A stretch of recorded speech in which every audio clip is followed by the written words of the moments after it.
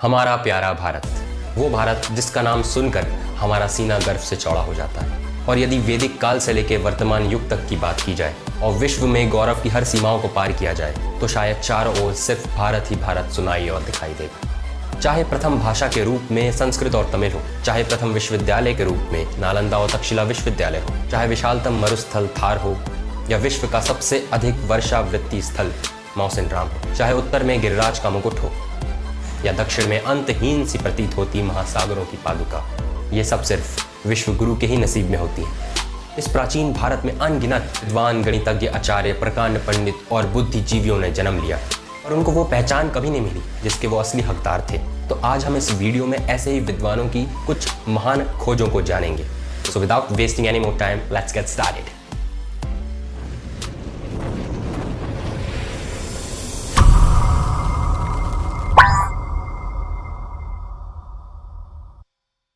पहला, Pythagoras theorem. Hypotenuse का square is equals to perpendicular का स्क्वायर प्लस बेस का स्क्वायर। हम सब ने ये थ्योरम बचपन में पढ़ा और समझा है और इसी दौरान हमें यह भी पढ़ाया गया कि ये थ्योरम ग्रीक मैथमेटिशियन पाइथागोरस ने दिया था। लेकिन आप लोग ये बात जानकर हैरान हो जाएंगे कि ये बात सरासर झूठ है। इस थ्योरम को सबसे पहले हमारे भारत के बौद्ध याना ने अपनी रचना शुल्ब सूत्र में पाइथागोरस से कई 100 साल पहले ही दे दिया था। उन्होंने इसे 800 BC में अपनी शुल्ब सूत्र में एक श्लोक के माध्यम से आज जाने जाने वाली पाइथागोरस थ्योरम नाम की इक्वेशन को सिद्ध किया था और उनके बाद पाइथागोरस ने इसी शुल्ब सूत्र नामक ग्रंथ से उस इक्वेशन को समझा और कई 100 साल बाद दुनिया के सामने पेश किया और सारा श्रेय बटोर लिया। हमें ये तो पता है कि दुनिया को ये इक्वेशन पाइथागोरस से मिला, लेकिन हमें ये नहीं पता है कि पाइथागोरस को ये थ्योरम किससे मिला। दूसरा, value of pi.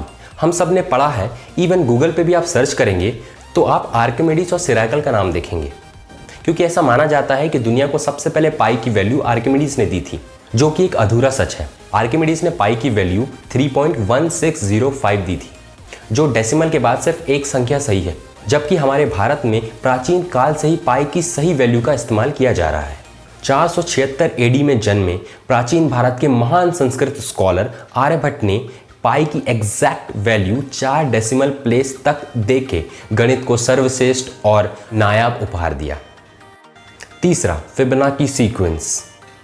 Italian mathematician Leonardo Fibonacci के नाम से प्रचलित फिबोनाची सीक्वेंस नंबर्स की एक ऐसी सीरीज है जो मैथ्स की दुनिया में एक महत्वपूर्ण स्थान रखती है, क्योंकि इस सीरीज को माना जाता है कि नेचर की बनाई कई चीज़ों में देखने को मिलती है। इस सीक्वेंस में होता यह है कि सीक्वेंस का अगला नंबर जो होता है वो पिछले दोनों नंबर्स के जोड़ के बराबर होता है।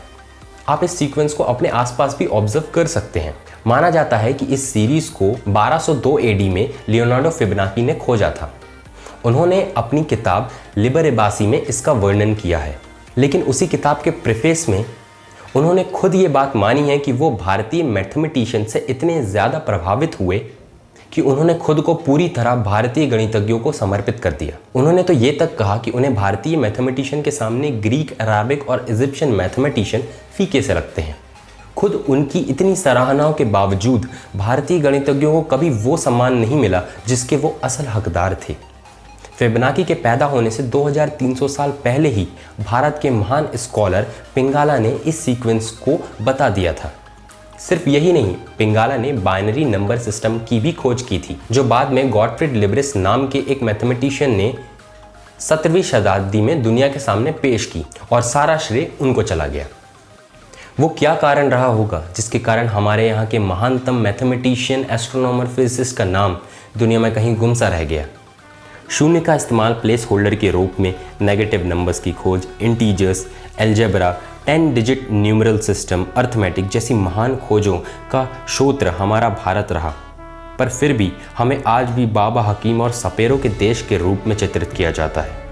मुझे लगता है इसके पीछे 2 कारण हो सकते हैं। पहला, ये हमारे यहाँ सदियों से चलती आई गुरु शिष्य की परंपरा, जिसमें गुरु अपना ज्ञान अपने शिष्यों को दिया करते थे। उनको किसी प्रसिद्धि का लोभ नहीं था, उनको दुनिया में अपनी नाम की शोहरत नहीं चाहिए थी। वो सिर्फ ज्ञान अर्जित करते और उसे अगली पीढ़ी को दान कर दिया करते।